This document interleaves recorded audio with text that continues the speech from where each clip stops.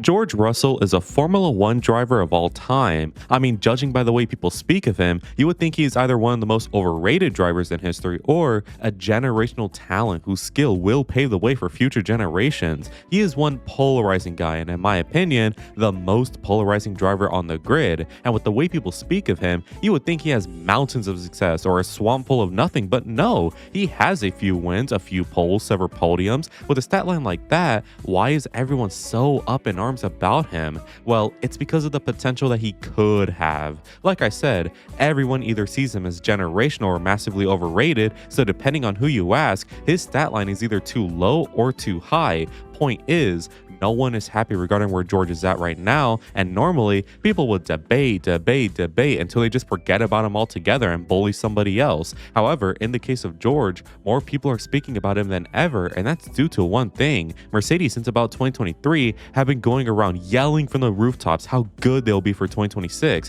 2022 was just practice, 23 was just practice, 24 was just practice, 25 was just practice, 26 is their year, for crying out loud. So in that time, George Russell has solidly built up his record, and now that we are here in 2026, is it really their year? Well, preseason testing showed us many things, but one thing was true. Merc looked pretty good, perhaps not as good as we were anticipating, but when Merc kept going on about how good they'll be, I suppose our expectations were anything but low. Regardless, they looked good, and even the fastest of all potentially, which has sparked the George Russell debate to new levels. If Merc really are supreme, can George Russell bag them the title? Does he have the capabilities to do it? Will he fold under pressure? Will he even get close to it? Or will he show us that he really wasn't all of that? I'm going to look at every year of his career, minus 2019 and 2020 since it was filler, and see how George has evolved his game and see if the dog was really in him the entire time. Is George Russell overrated or generational?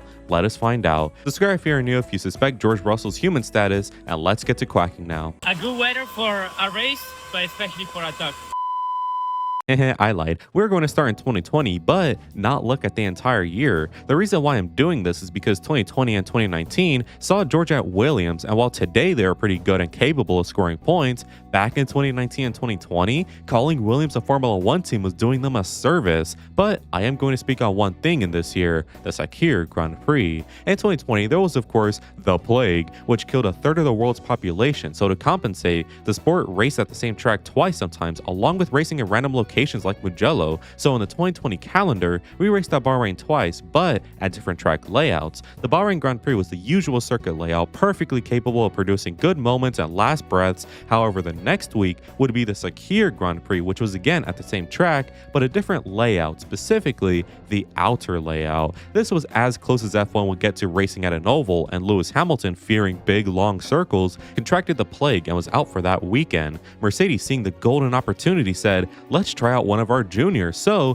in come George Russell for a one-off performance at the Sakhir Grand Prix, driving potentially the fastest Formula One car of all time. Valtteri Bottas was in the other car, and after a year of getting his back blown out by Lewis, now Bottas can be the one to lay the pipe on his petite new teammate, but little did he know, George was packing a heater like all good twinks do. What the fuck am I saying? Point is, George was absolutely fantastic in that car. He qualified in second behind Valtteri, and on lights out, George immediately goes into the lead. A safety car comes out thanks to Charles committing suicide and trying to take as many down with him as possible, and when it comes in, George holds firm. In fact, he just ran away. He was on track to win the race in his first ever outing with Mercedes, but chaos happened. Ironically, his replacement at Williams, Jack Aitken, crashed, bringing out another safety car, and Merc, being so comfortable in the lead, got too comfortable. Of all the things to happen, they mix up the tires on George's car, forcing him to pit again, and now he's down in the midfield. So the race restarts, and holy shit, George is in second again. What? He is now chasing down my Pookie Bear Checo for the lead, and right when he gets close, puncture, and game over. Regardless, it was such a fantastic debut for George at Mercedes, so Toto, seeing this, did the obvious thing, and that was keep him shackled at Williams for 2021 still. However, his 2021 year at Williams would be one to remember. For starters,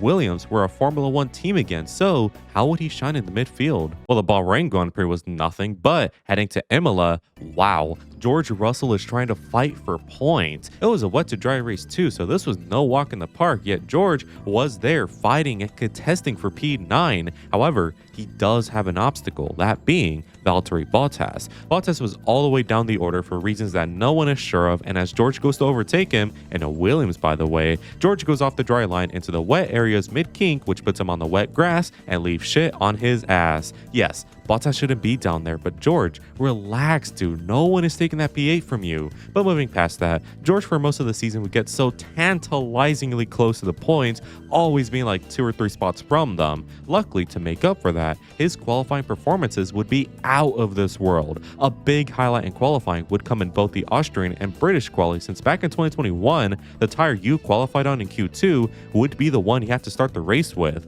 and in the case of Austria and Britain, it was preferable to start the race with medium, so George would do just that in a Williams. He would set a lap time good enough for Q3 on the medium tire, where other midfield drivers in better cars would fail to go through on their soft tires. It was magic seeing that, and the highs wouldn't stop there, since now we enter Hungary. It was a dark and stormy start, and as the lights go out, 2 big bad monsters will strike from the shadows and take out nearly half of the grid. Valtteri Bottas in the top end of the grid would hit Lando Norris and both Red Bulls with the struck cars, forcing many off the road, and Lance Stroll would hit Danny Ricciardo and Charles Leclerc, again forcing other cars to go wide. The main benefactors from this terrorist attack would be Lewis in first from Ocon, who leisurely found himself second along with Vettel in third. The race got underway, and during the formation lap, the drivers found the track dry, so they all peeled into the pit lane with one driver opting to stay out, Lewis Hamilton the leading driver. So after a funny little moment, George thinks to himself, what if I overtake all the drivers in the pit lane and come out first from 7th? This, of course, did not work at all, and he was forced to give back every position he stole. However, with half of the field dead, God rest their souls, George still found himself P9 in the points. It would be his first ever points in Williams. It would mean so much considering how dogshit they were, and he does it. He finishes P9 and delivers Williams some well-deserved points and starts crying. However, the funniest thing from all of this would be the fact that George got outscored in that race. By who, you might say? By Nicholas Latifi in P7, who of course, as we know today, is wanted by 147 countries for crimes against humanity. After this, the only way is up, and holy shit, he's on the podium at Spa. Yeah, let's rewind a little bit. Spa qualifying was wet, and after Lando nearly died, George noticed something. The lines Lando were taking were far faster, and as long as the car stays on track, it will be an improvement. So George goes out and sets the track on fire from his 8th fastest car. Purple sector 1, purple sector 2, purple sector 3, and boom, pole fucking position for George. Until Max steals the glory and gets pole for himself. But provisional pole position and a front row start all in the 8th fastest car? George, have my children. He would get swamped in the race since duh, no way he's keeping that place, right? Right? Well, who knows? Because to say there was a race at Spa is like saying there was nothing going on at Little St. James. The race was canceled due to it pouring for like 4 hours, and with no sign of stopping, the race was abandoned after 2 safety car laps. Critically, enough laps to give a final classification, which means by a technicality, George finished 2nd place in a Williams. Wow. Then, you know, Monza, he scores points. Russia, he qualifies 3rd and scores more points. George is on such a tear right now. All of this led to Toto Wolff after seeing Valtteri trying to fit a square in the circle hole to pull the plug. George Russell would be a Mercedes driver for 2022. So despite Lewis losing out the title this year, next year could be redemption time. But how easy will it be with George now as his teammate? George has displayed a level of skill unlike most and fully deserved his Mercedes call-up. Now, what can he do with it? Oh my god. I'm going to speed up these year segments now since 1, this is still fresh in our memory, and 2, with him being out of the midfield now, his performances wouldn't be so volatile, so no more P2 one race and then P12 the next. Anyways, with that said, 2022 would be an utterly brilliant year. For the first half of the season, George would finish in the top 5 in every single one of them. He was racking up podiums like it was nothing, all while Lewis Hamilton couldn't even compete. Of course, there was the British Grand Prix Prix where George nearly killed normal driver Zhou Guanyu, but aside from that, he was pure class this season. And when we arrived in Brazil, George would storm his way to pole position, and for the first time in his career, he would win a Formula 1 Grand Prix, quite comfortably might I add, and with Mercedes continuing to go up after a tricky start, boy, I bet 2023 will be even better and feature him shoving Lewis to an early grave, right? The 2023 Bahrain Grand Prix comes around, and after debuting with a new green color, I guess the F1 gods saw this and cursed George to a year of failure. Despite George bending the knee and going back to blue for the very next race, it was long over now since the entire season would feature mistake after mistake for George. The first quarter-ish of it was actually fine, including a podium in Spain, but in races like Canada, George would crash and take himself out while Lewis would drive a champion's drive to a podium. There's no simple way to say this. George was being outright done in a way that he has never experienced. Because remember, his teammates included Robert Kubica, whose arm was held together by a rubber band and some gum, Nicholas Latifi, who again is a war criminal while also being one of the worst to ever do it, and now Lewis Hamilton. It's a pretty big jump. So while Lewis kept running rings around George was too busy succumbing to pressure and filling up the bill for Mercedes. This all culminated in Singapore, where George is trying to hunt for a win and on the last lap crashes, which gives, of course, Lewis the podium, along with Qatar where the two Mercedes crash. In fairness, it was Lewis's fault still, but not good for the psyche, isn't it? Add up another crash in Vegas with Max, and yeah, let's focus on next year, buddy. Take it from the Ferrari fan. George in 2024 would seriously lock in. After being done by Lewis and basically everyone, he knew he couldn't slack off anymore. So the season starts and George is driving humbly. He is staying consistent. He is not crashing, nor is he setting the world ablaze. With the exception of Australia, where Alonso psyched him out a little bit too much,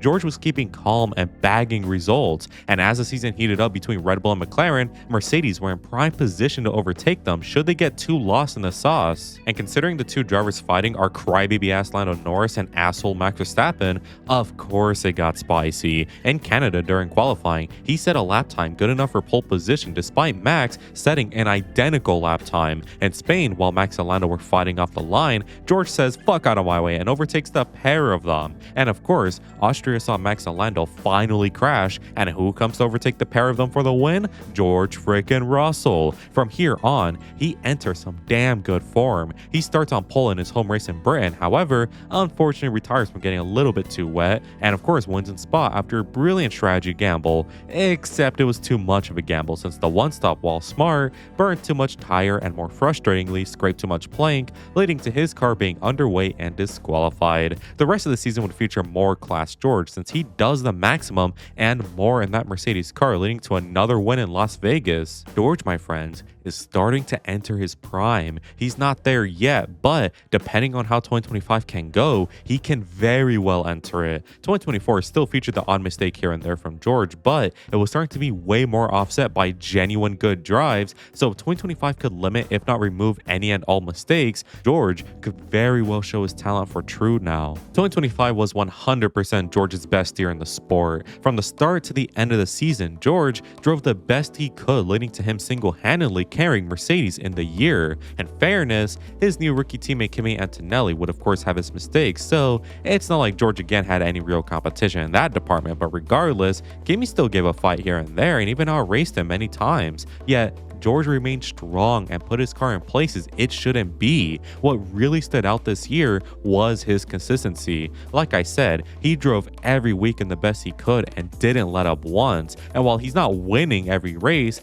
being in the top 6 in all of them is some damn good consistency. He rarely DNF'd or got lapped. He drove super fast and got some super results from it, such as his 2 wins in Canada and Singapore. And a season largely defined by either McLaren or Red Bull winning every race, George stood out with them and made sure to let every F1 fan know, should he be given the same chance that the McLaren boys and Max have, he would not let it go to waste. Or will he? It's easy to say that, but the chance to win a title is a massive one that no one has ever prepared for. Despite George performing this well, who's to say he really will go all the way and achieve a title? So, is George Russell overrated or generational? Well, in my opinion, he's neither. If you have seen George Russell drive, you know immediately that his talent is there and he is not overrated by normal terms. I say normal terms because he's not generational either. I don't see George being this flawless flawless driver who is so skilled it offsets whatever flaws he may have. He's just really good at driving. Whatever the step below generational is, that's where he's at. Perhaps a better vision of it would be if Max is generational, which he is, then the order from least generational to most would be Lando Norris, Charles and George tied with each other, and Max, in my opinion. Where Charles is this bloody fast driver with amazing racecraft, George is this super consistent driver with extreme one-lap pace and intelligence, and these skills that both drivers possess will carry them to a title should they ever face an opportunity. Will George have this opportunity in 2026? Who knows? And even if he does, it's not like it's guaranteed to happen. I'm just saying, George can and will win a title eventually. Whether or not it's this year, time will only tell. So to answer the question, in my opinion, George is overrated if someone calls him generational, but he's not bad either. He's just really good. He has his flaws that do prevent him from being generational, such as his tendency to crack under pressure. However, with the fortified mind that I believe he is building up to, it won't matter. He possesses skill that most drivers lack and is 100% capable of winning a World's Drivers' Championship. Let's see what you got 2026. So those are my thoughts on George. In an ideal world, both Charles and George will win titles in their career, and I hope we don't see one flourish while the other turn into a what could have been. If 2026 turns out to be a title fight between George Russell and Charles Leclerc, then I'm gonna be the furry in this meme. Please give 2 championships to each of them this year, please. Anyways, I want to give a quick shout out to all members of the flock for the continued support, and make sure to join if you want cool benefits as well as just helping me out. Anyways, if you enjoyed today's video, make sure you leave a like and subscribe since it really helps me out. Make sure to let me know in the comments what you think of George, and as always, have an amazing day. Good weather for the duck.